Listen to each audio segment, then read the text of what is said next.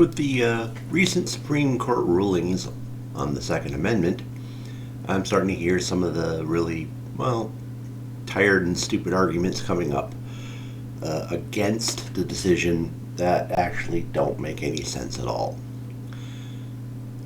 And the most prominent one is the so-called militia clause. And this is a good example of people not grasping their history. You can't just take words written on a piece of paper, read them and say, aha, I know what these mean. I'm telling you what they mean based on my perception. So let's throw out kind of an easy concept here so you understand what I'm getting at in terms of trying to understand context. Okay, so let's take the two words, Dear John. Now, for a lot of people currently, not everyone may realize that this is a long-running salutation in letter writing, essentially between two people who are relatively familiar with each other. You're just basically acknowledging they're there, and you're naming them by their first name.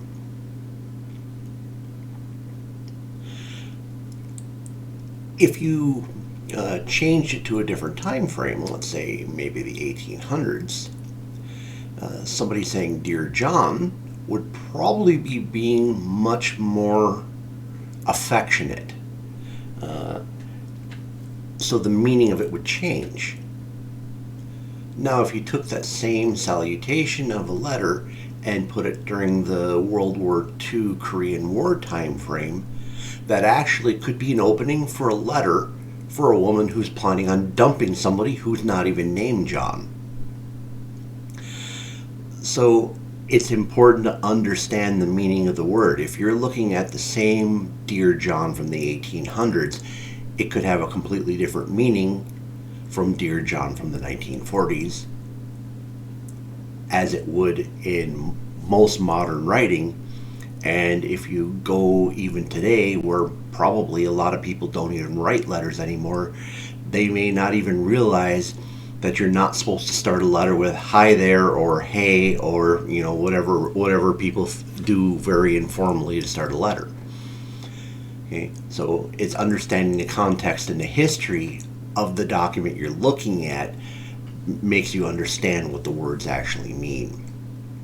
Okay, so let's look a little bit at the history of what was going on. A lot of people kind of misunderstand the idea of what was going on at the point where revolution was getting ready to break out in America. People tend to imagine it's like, oh yeah, we're the Americans here and the British over there, and we were kicking the British out. Well, that's not really how it was looked at by pretty much most of the people on the coast. Some people in the interior of the U.S. might have thought that way, but in general, it was looked at as a government, their own government. They considered themselves British people. They were British citizens who had British rights, and they looked at that their government was going out of control, and they, for a good part of the time, they were trying to figure out how to fix that relationship.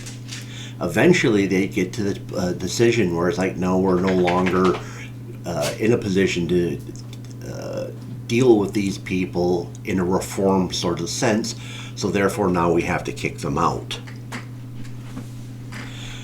Okay, so the very first military conflicts between the revolutionary United States and the British Empire came from the American militias. And so the term militia needs to be understood at this point. So the militia meant every single male between the ages of 15 and 55, and some women. Generally, I believe the some women clause was for women who were heads of households or landowners, which were rare, but essentially it was anyone who was endowed with land was expected to defend their community. A good way to think of this idea. Now, this was in some cases it was committed as law, but also it was a form of social contract. It was expected if you lived as part of a community that you would form the informal militia that would help defend that area. Okay. So through the course of the Revolutionary War, our main standing army basically got beat in almost every single battle. They happened to win a handful of critical battles that kept things going and would eventually cause the British to change their mind and say this isn't worth fighting anymore. But for the entirety of the conflict, the militias were the backbone of all resistance. When the main army wasn't there, it was the militia holding ground when the British weren't there. When the main army wasn't there, it was the militia contesting, lightly against the British wherever they showed up. And when the main army did show up someplace, it was the militia that helped fill out that army. So the militia had a very revered place in the minds of Americans at the point of the Revolution and finally when victory occurs. So thinking back to what I just said is, Americans initially did not look at the British Empire as a foreign occupying power. They looked at it as their government kind of gone wrong. Okay, so once they look at creating their own government, they say, the reason the British were almost able to force us to do what we didn't want to do is because they had a standing army. And the reason we were able to push back against it because we had a militia. So, first I'm going to throw up a little item here, Section 8, Powers of Congress, and I got highlighted here. So we got one of the things to understand when the Constitution goes into place. We actually had an existing government that the Constitution replaced. Our government was constituted under the Articles of Confederation. The Articles of Confederation had kind of a split. Now, historians will say that they were kind of universally reviled, and that's not accurate. Essentially, what we would call the establishment of America hated the Articles of Confederation, and the overwhelming members of the population actually liked it. So what ends up happening is when this Constitution is proposed, just passing it in Philadelphia was insufficient. It had to go to all the states, and the states formed up ratifying conventions of the citizens to determine whether this thing was going to pass or not. Now, two major factions formed out of this. You had the Anti-Federalists, who were against the new Constitution, or at least against a very strong central government. And then you had the Federalists, who were nationalists, who wanted a stronger federal government than we had. Now, the Federalists ran a fairly wide gamut of views. Some of them wanted just a slightly stronger central government. Some of them wanted a massively stronger central government. Now, if you looked at the Anti-Federalists, almost to a person, they would have been against the idea of a standing army. In the Federalist camp, probably the majority were at least either against a standing army or very leery of the idea of creating one. So we actually see in the Constitution itself, this mindset comes out. And we're looking at the highlighted areas there. If you look at the secondary clause there, to provide and maintain a navy. Well, it's a pretty straightforward power. It means a navy is in existence and it continues into existence, and the Congress is in charge of making sure that it is created and maintained. But let's see what happens when we look at the clause right above it. And these aren't just random words, these are very deliberate words. It says to raise and support armies, but no appropriation of money to that use shall be for a longer term than 2 years. So it doesn't say for provide and maintain, it says raise and support. So it means in times of peace, they expected the army to dwindle away to nothing. So when a national crisis occurred, you'd have to raise a new army and support it. And they even put a clause in saying you can't support it for more than 2 years. So the assumption being is if you had a long-term crisis, you'd have to keep renewing your army to go. So looking at these clauses, we can see that they're very deliberate about a navy exists and continues to exist, but a standing army does not. The standing army does not exist under this system. Okay, so the Constitution, as it was originally written, was meant to be the standalone document. Once the political situation started shifting in the Federalist favor and against the Anti-Federalists, the Federalists were pretty much adamant that we did not need a Bill of Rights. And this included Madison, the drafter. The Anti-Federalists wanted to add a Bill of Rights. Now, the Federalists said, well, we don't need a Bill of Rights because the way this document's written, it only gives the powers that are written. So you don't have to put prohibitions saying government can't do 1 through 10 because they don't have that power. And the Anti-Federalists said, well, we don't trust this document to do the trick, so we want specific things spelled out. And what would end up happening is the call for, so the Constitution got ratified without a Bill of Rights. And so a new government formed, a new Congress formed, new president, everything started up. And the Anti-Federalists started pushing for a convention of states, which is provided for in this Constitution under Article 5. And their idea was, well, we're going to go up there and we're going to make these amendments. And Madison was terrified at the prospect because he was afraid that just in the same way the Federalists had turned the convention to amend the Articles of Confederation into this brand new Constitution, he was afraid that the Anti-Federalists might be able to pull off something similar and just completely wipe out all their work and replace it with something wholly new.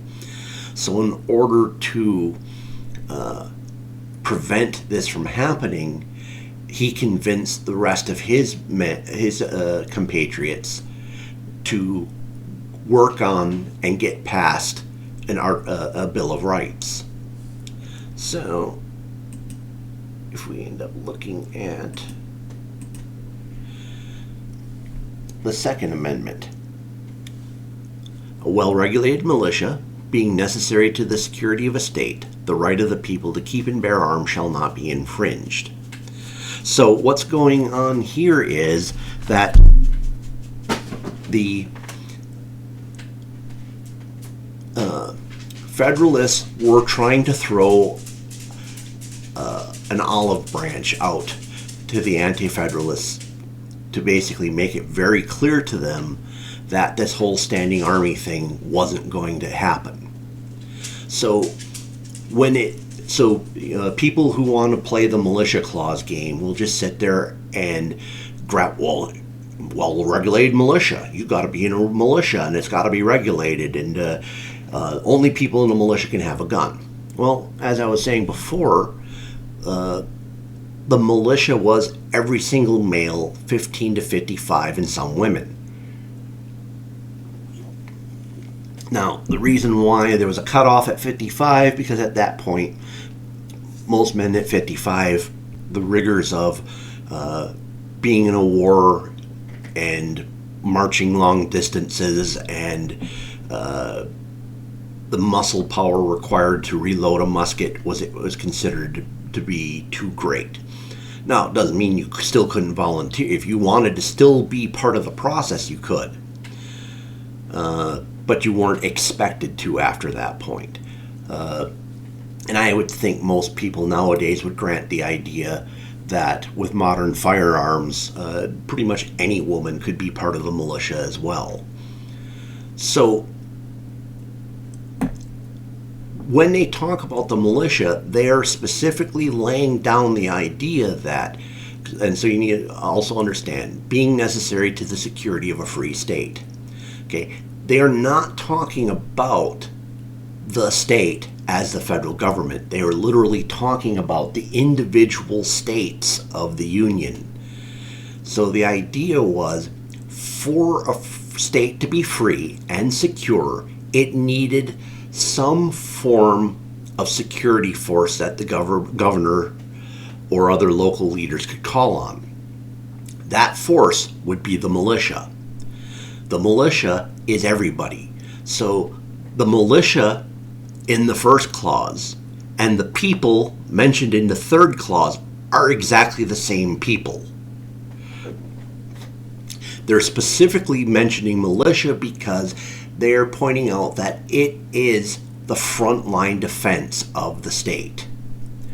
Now, one of the reasons why they wanted the militia, obviously, we talked about the idea that they didn't like the idea of standing armies because standing armies could be used against the population. The idea of the militia being is because it was closer to home, what would happen is, let's say a governor called up the militia, but it was not a legitimate reason for calling up the militia. The expectation is that the militia would say, well, okay, these are our people, so we're not just going to shoot on them because somebody ordered us to.